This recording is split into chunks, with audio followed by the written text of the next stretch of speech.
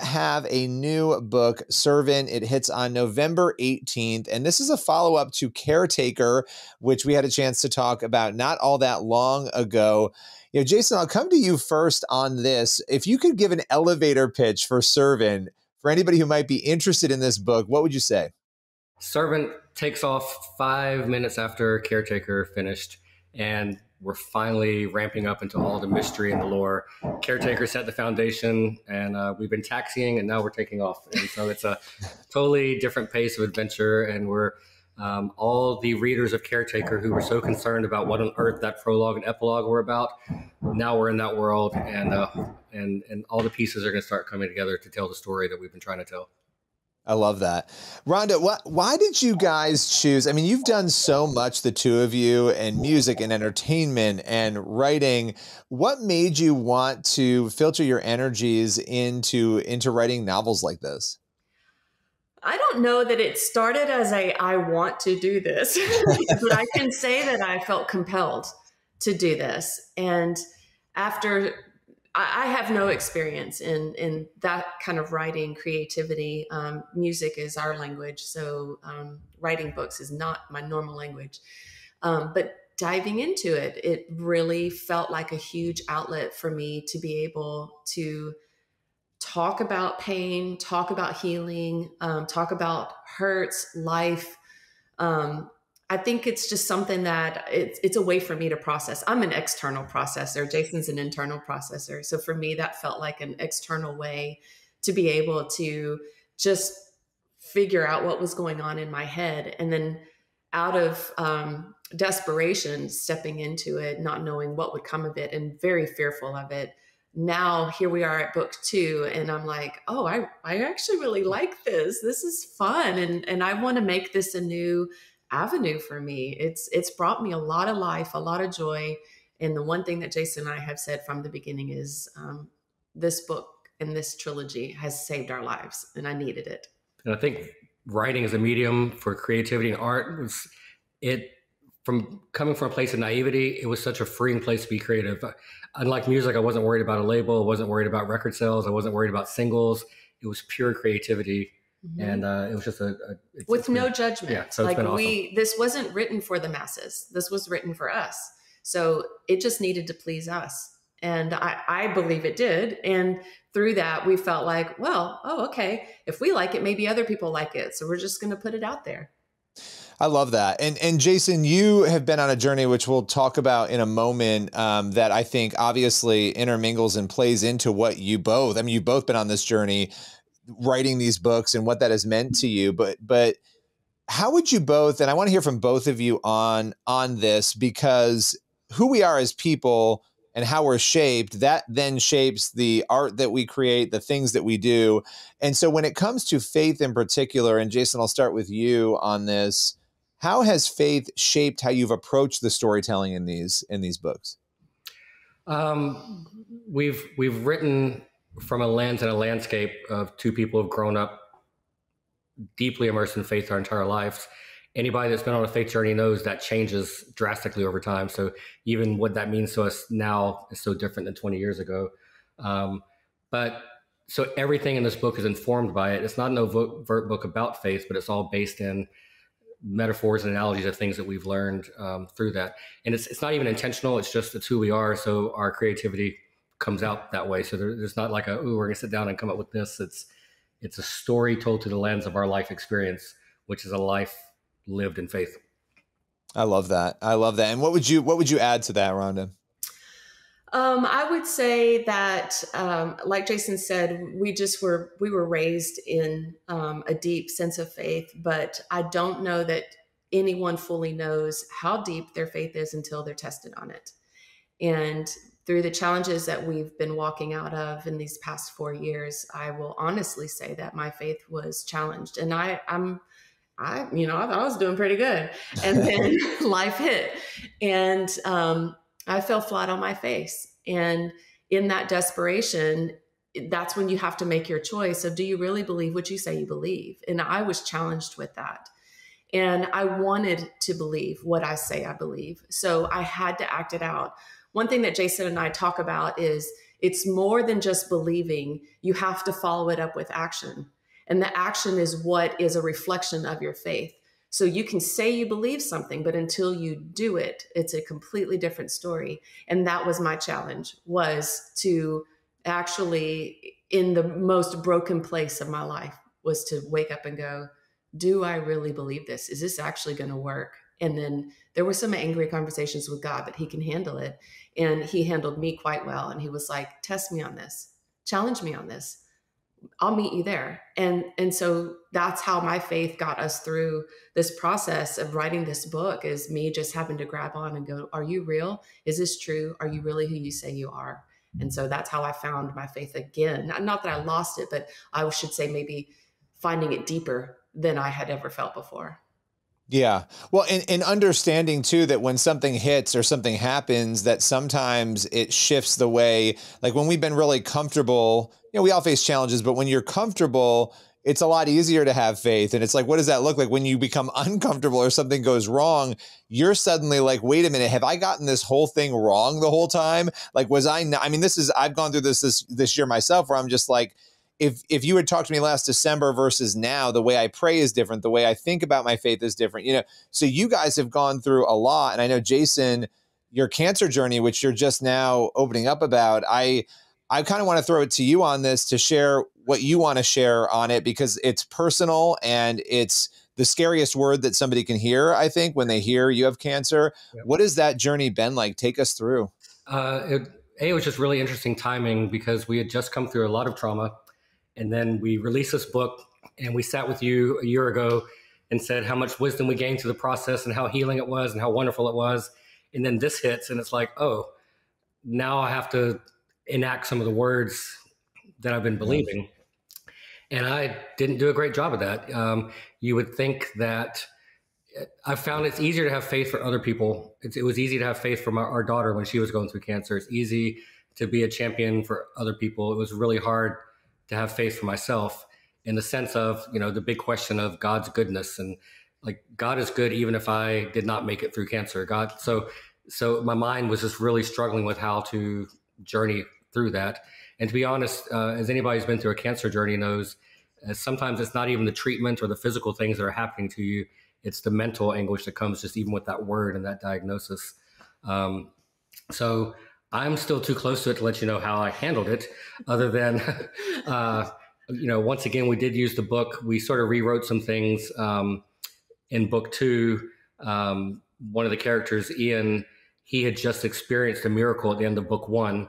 So you think he'd be well equipped to deal with something thrown at him.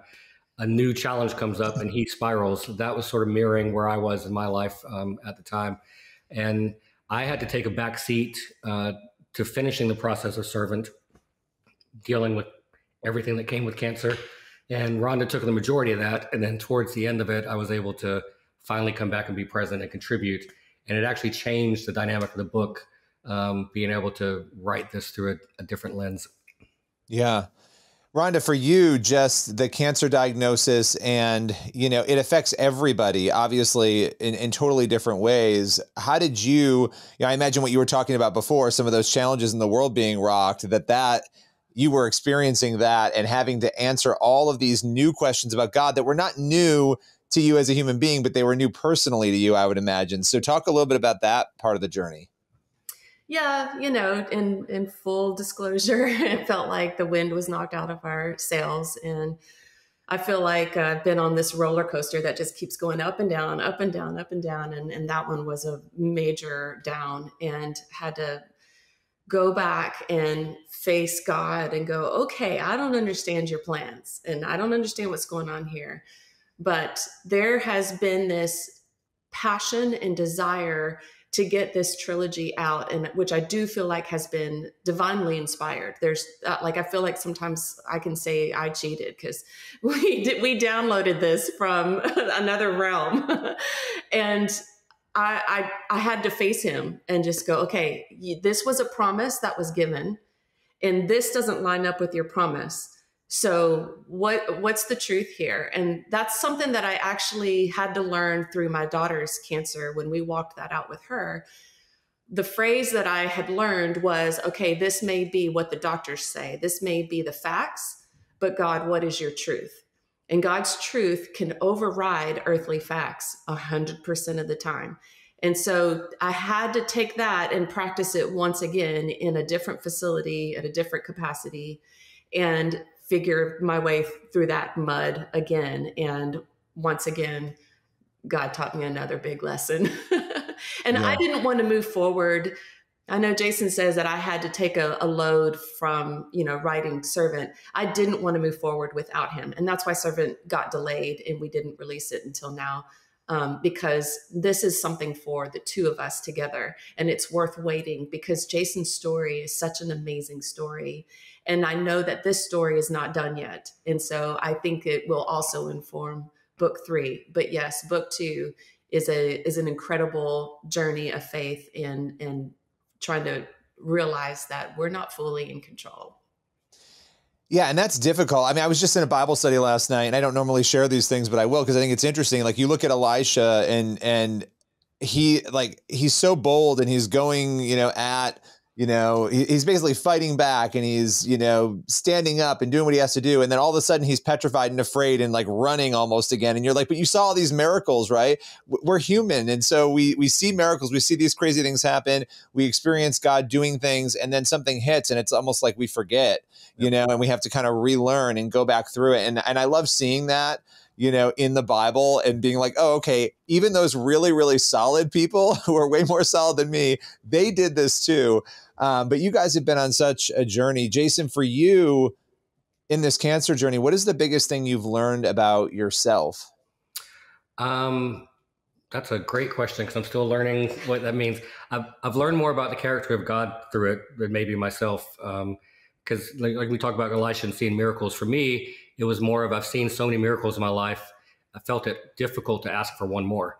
I felt this sense of God going, okay, really? I gave you your daughter. We did this. And now you want this one too, which is not the character of God.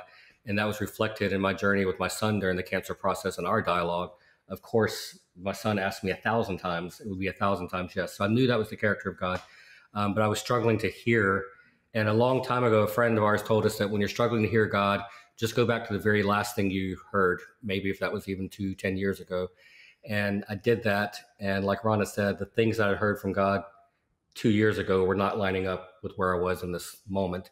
So for me, I had to walk this out by doing things in the physical that would reflect what I was believing in the supernatural, which is sort of that was the whole basis of Caretaker in the first place. So for me, where I want to shut down and run away from things and say, well, I can't deal with that now. We moved forward with things that did not make sense given the prognosis that I was given and told the things that were going to be happening. Mm-hmm. So that was a long answer to, I don't know. No, I love that answer. It's actually true though. Like it's deeper than he even gives credit for. It's unimaginable when somebody tells you, by the way, you've got cancer, and then your husband turns to you and says, I don't care. We're releasing this book first. It wasn't about his health. It wasn't about, what was just spoken over him. He was like, no, we were told to release this book. So I'm going to focus on that. And that was the first thing out of his mouth after he told me what the doctor said. So it sounds crazy. It's counterintuitive. It's not what normal people do. But I think that we live in a not so normal world when we're talking about the supernatural. I think we live in something that's above human. And I think those kinds of reactions are divinely inspired. And I think that that's when your faith gets put on your shoes and you're walking it out and trusting that what you heard is true and you're going to see it through to the end. So I know it's an unusual response, but that is truly what he said. I think for people who understand this, when you are called to something, no matter what factor comes into it, and you're called to it and you're confident in that, it's a sign of your understanding of that calling, right? I mean, I think it sounds crazy to the outside world that the first thing you would say is we're finishing this book, but that's what you were called to do, regardless of what else was happening to you or around you.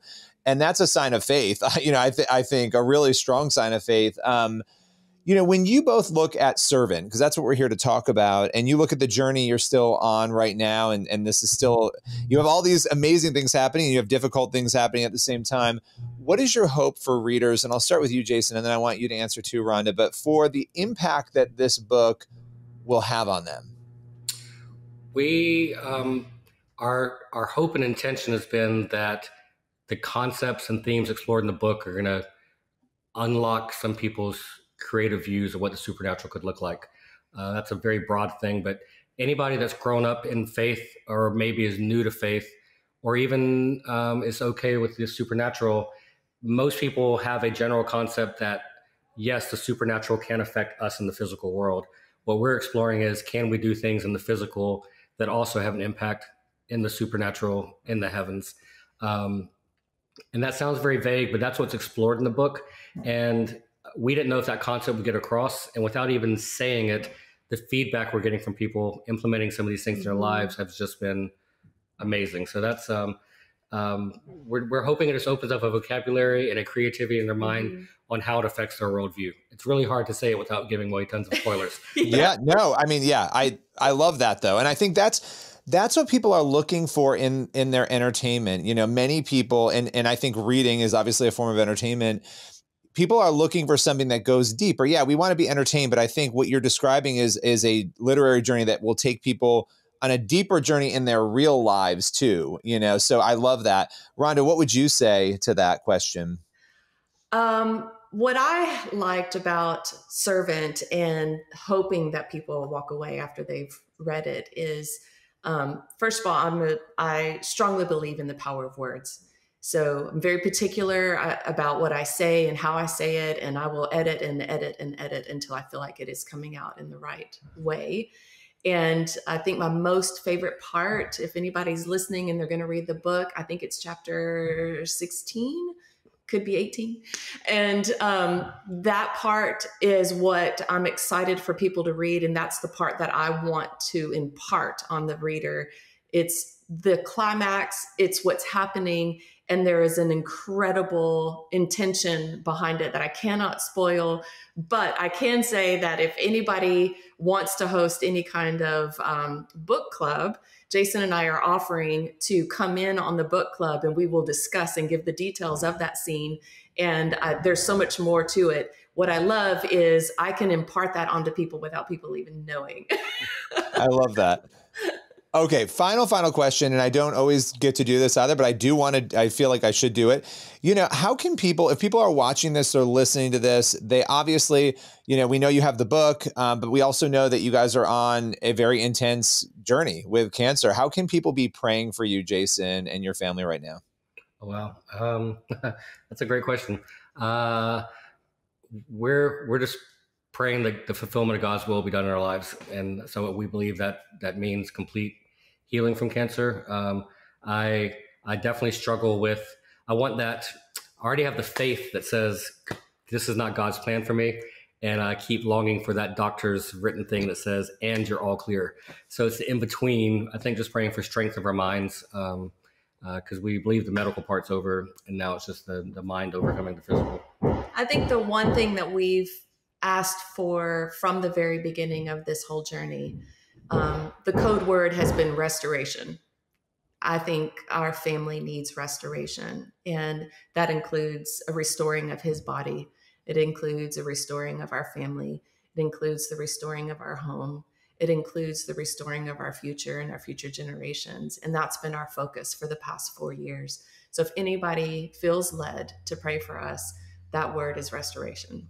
Yeah, it's been the things we've sat here and told you that we believe, and we're hoping people will believe from Caretaker. We're having to implement, and sometimes it's painful. Like, just for an example, we haven't said this, but on paper, statistically, because of circumstances, the likelihood of us having grandchildren is very low at this moment, and it's probably our biggest dream. Well, in the restoration of our house, we've actually built a room. We're decorating it for grandkids. We're building in bunk beds.